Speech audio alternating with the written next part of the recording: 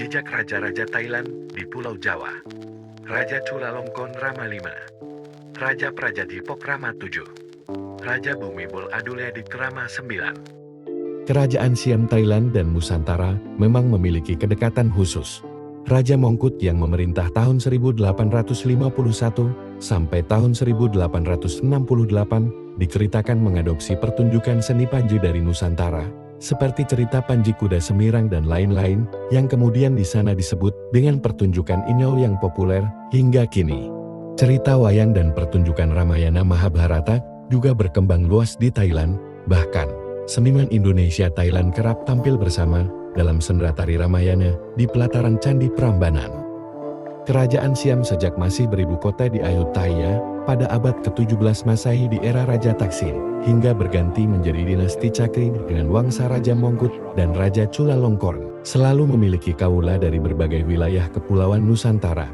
Pada zaman Raja Taksin, ada prajurit-prajurit Makassar di bawah Dang Malewa yang bermukim di sana dan terlibat dalam peperangan melawan faksi Eropa di istana kerajaan Siam. Pada masa dinasti Chakri, ditemukan keberadaan masyarakat Jawa di kota Bangkok. Bahkan, terdapat Masjid Jawa di kota Bangkok, tepatnya di kawasan hunian keturunan Jawa.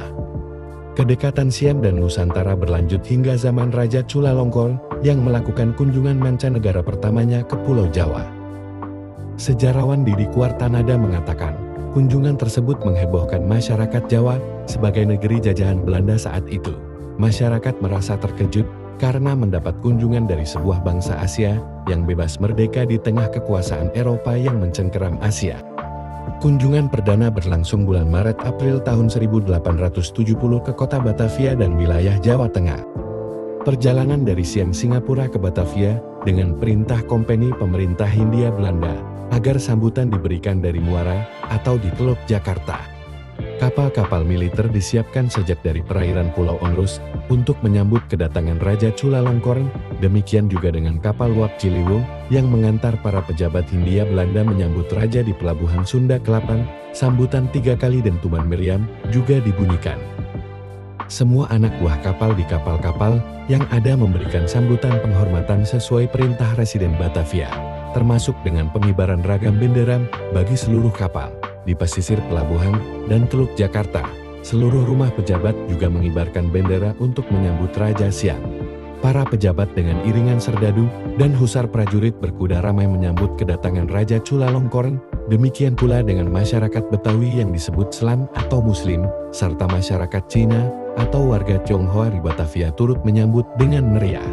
Para tokoh penting dengan iringan husar juga hadir di depan Istana Gubernur Jenderal yang disebut Rumah Tuan Besar. Pada pukul 6 berdatanganlah para pejabat dan prajurit kompeni dari Senen dan Meester Cornelis dengan iringan tambur dan musik militer. Barisan itu berderet sepanjang jalan. Ketika Raja Chulalongkorn tiba di Batavia, lagi-lagi meriam ditembakkan sebagai penghormatan. Tram dari Kramat ke jurusan kota juga diminta berhenti beroperasi. Di setiap mulut geng di Santero Batavia, berdiri gapura untuk menyambut Raja Chulalongkorn yang tiba hari Senin tanggal 27 Maret tahun 1870. Dalam catatan Syah Maharaja Siam disebutkan, Raja Chulalongkorn sempat mengunjungi penjara, lalu berkeliling kota Batavia hingga pukul 17. Raja berkeliling dengan kereta yang dihela 6 kuda. Pada pukul 7 hari kedua, Raja Chulalongkorn mencoba naik tram menuju ke Meester Cornelis. Di bagian depan kereta gerbong Raja adalah rombongan musisi, sementara rombongan pengikut Raja berada di kereta gerbong belakang. Raja Chulalongkorn kemudian mengunjungi aneka tangsi militer di Meester Cornelis, toko senapan, toko perkakas basi, dan beragam sekolah. Ia juga mengunjungi rumah sakit kini RSPAD Gatot Subroto, lalu menjelang siang bergeser ke Gudang Meriam. Pada malam harinya, rombongan seni masyarakat Tionghoa dari Glodok Pancoran tampil di jalanan untuk memeriahkan kunjungan Raja Chulalongkorn. Mayor Cina sebagai ketua Kongkoan Chinese Council memerintahkan warga Tionghoa dari Petak Baru dan Patokoan untuk menampilkan ragam pertunjukan. Ada cengk anak yang dirias seperti tokoh wayang Tionghoa, Lilong, barongsai, lentera, ikan, dan burung-burungan yang turut ditampilkan dalam pertunjukan. Raja Chulalongkorn menyaksikan pertunjukan dengan duduk di sebelah kanan Gubernur Jenderal. Ribuan orang disebutkan ikut menonton penampilan tersebut. Pada pagi hari ketiga, digelar parade militer di hadapan Raja Chulalongkorn di lapangan Gambir kini lapangan Monas dengan berbagai manuver pasukan yang menggunakan senapan dan tembakan meriam. Setelah itu, Raja Siam mengunjungi rumah Piatu di dekat Pasar Baru. Rangkaian acara hari itu diakhiri dengan pesta di Rumah Boa atau Gedung Harmoni. Pada malam harinya, banyak sekali warga berkerumun ingin menyaksikan Raja Siam dan rombongan. Malam itu berlangsung juga pesta kembang api yang meriah.